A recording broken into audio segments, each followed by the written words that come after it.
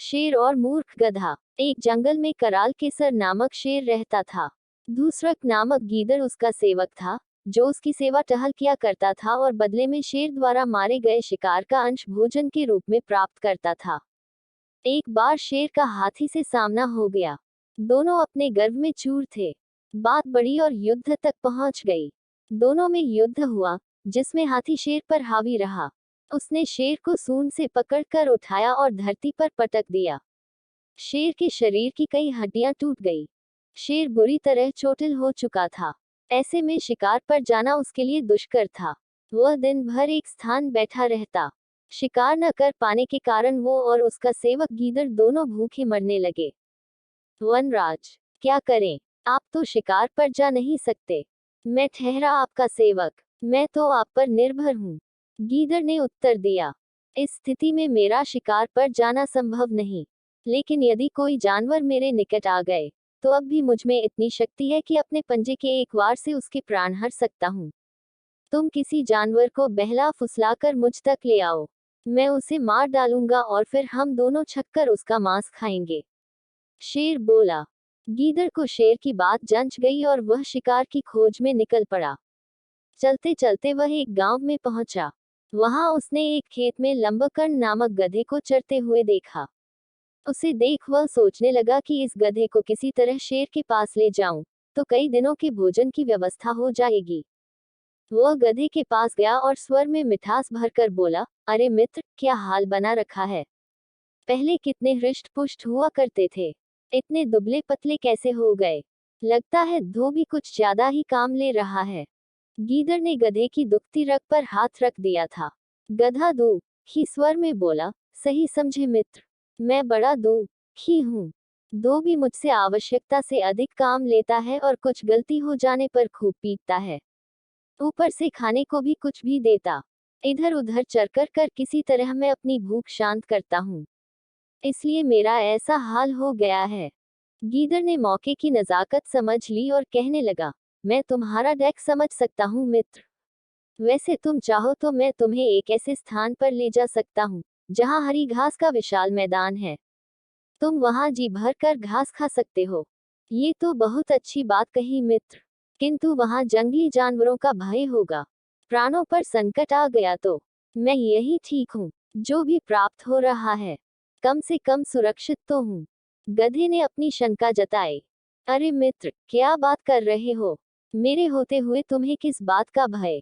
वह पूरा क्षेत्र मेरे अधीन है। वहां कोई तुम्हें हानि नहीं पहुंचा सकता।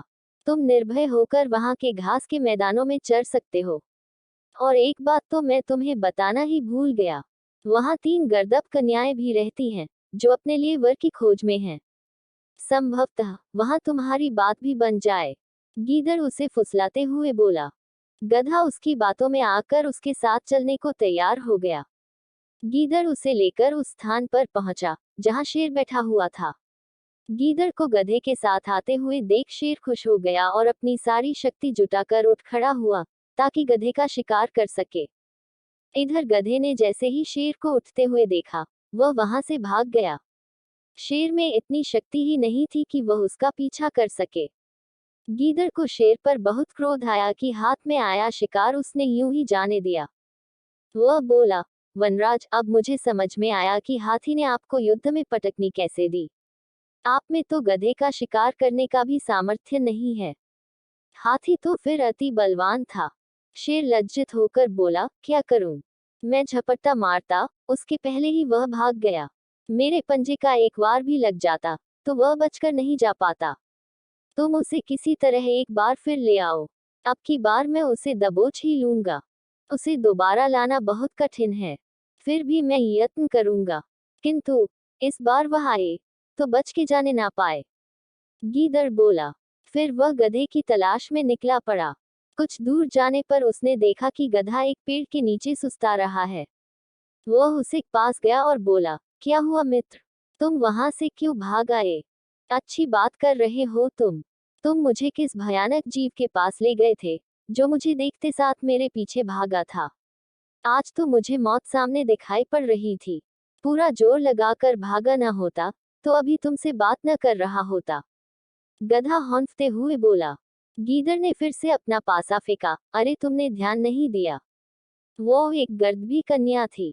तुम्हें देख वह उतावली हो गई और तुम्हारे पास आने लगी, किंतु तुम तो ऐसे भागे कि नजरों से ओझल ही हो गए। अब वो तुमसे पुनः मिलने की आस में बैठी है। मुझे तुम्हें लाने के लिए भेजा है। वो तुमसे मिलना चाहती थी। कदाचित वो तुम्हारे प्रेम में पड़ गई है। तुम्हें भी उससे मिलना चाहिए। उसे इस तरह सताना उचित नहीं। गधा फिर गीदड़ की बातों में आ गया और उसके साथ फिर जंगल की ओर चल पड़ा। शेर वहां घात लगाए बैठा था। इस बार उसने गलती नहीं की। जैसे ही गधा उसके निकट आया, उसके अपने पंजे का शक्तिशाली वार किया और गधे के प्राण हर लिए। गीदड़ और शेर के भोजन का प्रबंध हो चुका था। दोनों बहुत खुश थे। शेर गीदड़ से बोला, मैं नदी में स्नान कर आता हूँ, तुम तब तक इसकी निगरानी करो। गीदड़ गधे के शव की निगरानी करने लगा। शेर नदी की ओर चला गया। उधर शेर स्नान करने में समय गाया रहा था और इधर गीदड़ भूख से व्याकुल हो रहा था। आखिर उससे रहा न गया और उसने गधे का कान और दिमाग खा लिया। शेर जब स्नान कर लौटा तो गधे के कान और दिमाग को गायब देख गीदड़ पर क्रोध हो गया। लोभी, मैंने तुझे निगरानी के लिए यहाँ छोड़ा था, किंतु तुझसे मेरी प्रतीक्षा भी नहीं हुई। तूने इसे जूठा कर दिया। अब क्या मैं तेरी जूठन खाऊं? गीदड़ बोला, वनराज आप गलत ना समझें। इस गधे के कान और दिमाग तो थे ही नहीं। होते तो क्या ये एक बार मौत के मुंह से बचने के बाद दोबारा वापस आता? शेर को गीदड़ की बात ठीक लगी।